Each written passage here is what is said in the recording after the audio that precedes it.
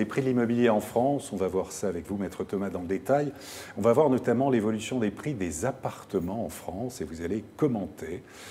Voilà, on va avoir ce premier tableau qui va arriver. Voilà, prix des appartements. Maître Thomas. Donc on constate au vu de ce tableau très significatif que les évolutions de prix sont différentes d'une région à l'autre et notamment on a mis en évidence au cours de l'année 2017 l'évolution spectaculaire des prix de l'immobilier à Bordeaux, sur lesquels on pourra peut-être revenir, qui pour la première année a dépassé Nice en termes d'évolution de prix. On peut se demander si ce n'est pas une bulle, non? Alors, parce que ça paraît énorme, 12%. Je me refuse à employer le terme de bulle, globalement et en particulier. Alors Bordeaux est peut-être un cas à part. Bordeaux a été longtemps ce que l'on a pu appeler la belle endormie. Et Bordeaux rattrape son retard. Bordeaux est également gagnant grâce à la ligne à grande vitesse, grâce à une rénovation totale de cette agglomération depuis quelques années, la création de lignes de tramway, etc. Et Bordeaux est toujours en tête des palmarès des villes où il fait bon vivre, où il fait bon investir, donc un peu victime de son succès. Je suis tout à fait d'accord. La seule chose, c'est qu'il semblerait que les Bordelais, aujourd'hui, craignent de ne plus pouvoir accès à l'immobilier dans leur ville et s'en prendraient, paraît-il, au cadre parisien. Je ne tomberai pas là-dedans. Il ne s'agit pas d'une bulle, mais d'un rattrapage.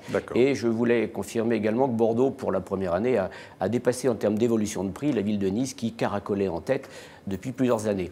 Alors, sur ce tableau, par contre, il est important de constater également, à l'inverse des villes qui caracolent en tête, que certaines, malheureusement, stagnent, voire diminuent et baissent. Alors, j'ai le regret, année par année, de constater que les prix sur Saint-Étienne, notamment, et Le Havre, sont en baisse. Ceci s'est confirmé en 2017, même si il n'est nulle part apparu en 2017 une baisse de volume. Voilà. Tout département confondu, les volumes ont augmenté en France, ce qui est rassurant. Mais par contre, il reste quelques villes encore, ou quelques secteurs, où les prix ont diminué. Oui, parce que Maître Thomas, on dit régulièrement, on l'a entendu ces derniers temps, que les prix augmentaient dans les grandes villes, certes, en majorité, mais il reste quand même des villes, entre guillemets, bon marché, où on peut avoir des appartements à moins de 2 000 € du mètre carré. C'est le cas de Reims, c'est le cas de Dijon, Angers, Le Havre, Saint-Étienne, des appartements à moins de 2 000 € du mètre carré. Oui, tout à fait. Et dans ces villes-là, notamment, le rapport locatif est le meilleur. Il est évident que le loyer sera quasiment le même dans ces villes que par rapport à des villes qui caracolent en tête. Donc, par définition, le rapport locatif est bien meilleur. Alors, on cherche à comprendre ce qui se passe dans ces villes et donc pour avoir un maillage territorial global, les notaires ont pu interroger donc des confrères locaux qui nous expliquent que dans ces villes, notamment sur celle de Saint-Étienne, il y a eu un départ massif dans les dernières années de certaines populations dites bourgeoises qui habitaient en centre-ville, qui ont un petit peu déserté le centre-ville pour habiter aux alentours, dans un rayon de 20 à 30 km. Il y a aussi des phénomènes d'aspiration. On reste sur Saint-Étienne, mais Saint-Étienne est un peu victime d'une aspiration par Lyon, qui n'est pas très éloigné, et avec un dynamisme économique à Lyon qui est indéniable.